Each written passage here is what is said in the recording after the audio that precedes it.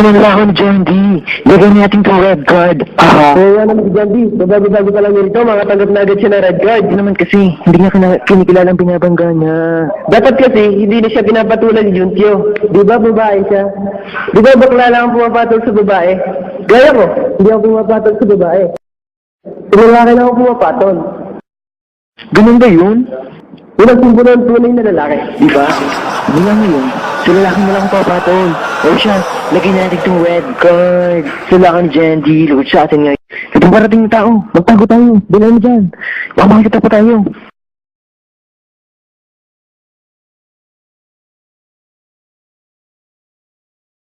Ng mga bata to hindi marunong magsara ng pintuan. Nito, dali!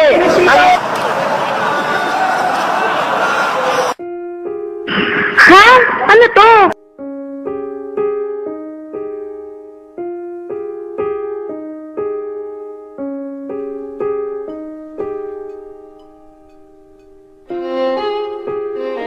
John D!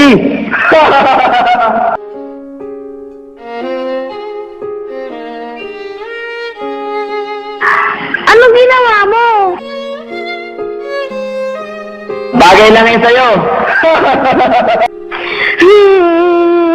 Mga walang iya, mga utusan ng F4, kabago-bago pa naman ang uniform ko. Jumpio, may araw ka rin sa akin. Pinuhusan nila ako ng harina. Sayang lang, ang mahal-mahal pa naman ng harina ngayon.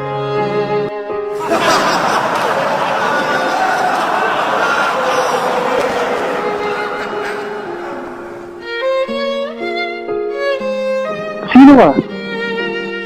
Si Gio, sabi na nga ba, siya ang naiiba sa apat.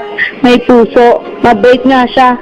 Inalok niya ang panyo niya sa akin. Kukunin ko ba? Teka, kakausapin ko muna siya. Dito! Wala, hindi ako multo. Si John dito. Ikaw pala yan. Ano nangyari sa'yo? Nagtanong ka pa. Hindi ako may idea niyan. Jumpyo. Anong ibig sabihin nito?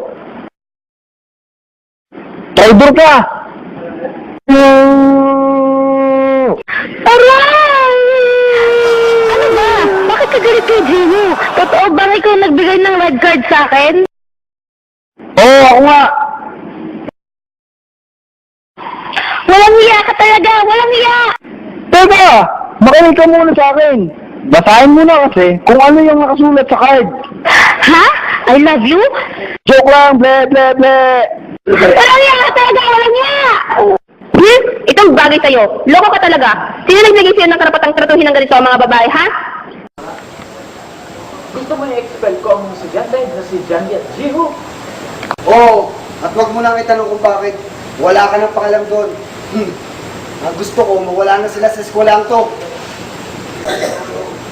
Ate! Ano na naman yung ginagawa mo, ha? Pinubuli mo na naman ang principal mo? Anong gusto mo? Ako ang pumalit sa principal mo?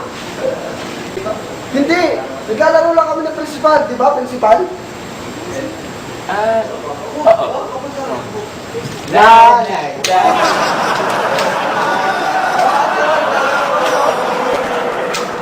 Ikaw talaga?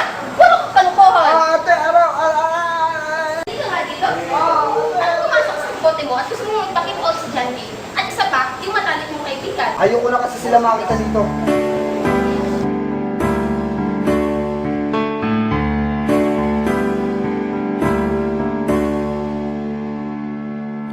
하루가 너무나 더디고 너무 힘들다 내 마음을 다 보이려 해도 그댈 볼 수가 없어서 난 그저 지나간 시간을 원망하고 있어 또 계절이 또 바뀌어가고 나는 여전히 슬퍼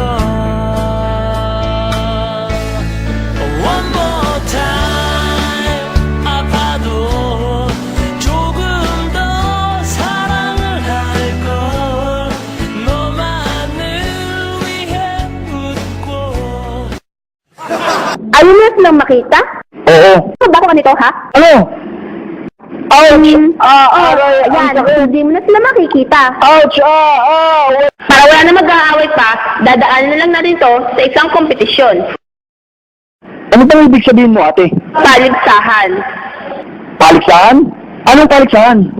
Ang paligsahan, laban ng dalawang tao o dalawang grupo kung saan may nananalo o natatalo. Alam kong ibig sabihin ng paligsahan. Karera ng pagtakbo. Panalo na ako. Mabilis yata ako tumakbo. Saan ba gagawin natin? Hali kayo.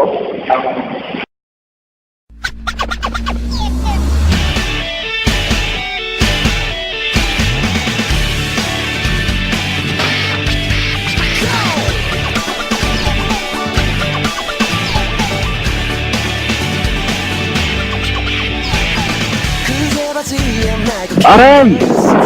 Itong nababagay sa'yo. Ray Gun!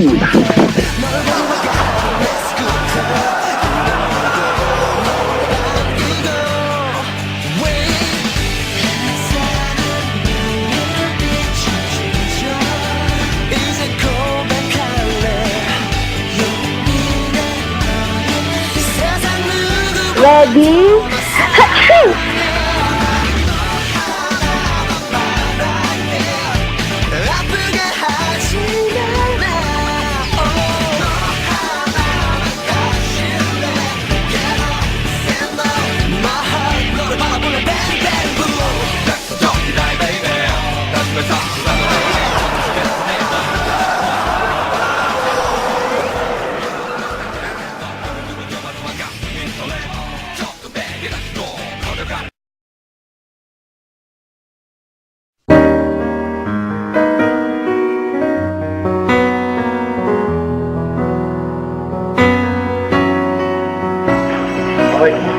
Panalo si Juntyo. Ibig sabihin, Hindi ko na sila gusto mag-spell dito sa university. Ayoko mag-wag ako. Dahil ayoko mawala sa akin si...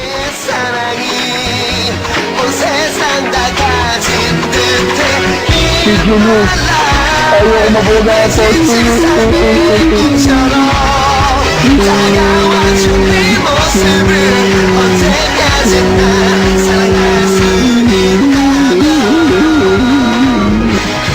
ha? Sandali, Jambi. Bakit? Nahirapan na kasi ako. Tsaka napapagalan sa takbo ng episode natin. Pwede bang yung dalawa na? Ha? Tayo na? Ano ibig sabihin? Tayo na! As in, girlfriend na kita. Yeah! Bagal mo naman. Ano mabagal? Mabilis nga yun eh. Hindi eto mabilis.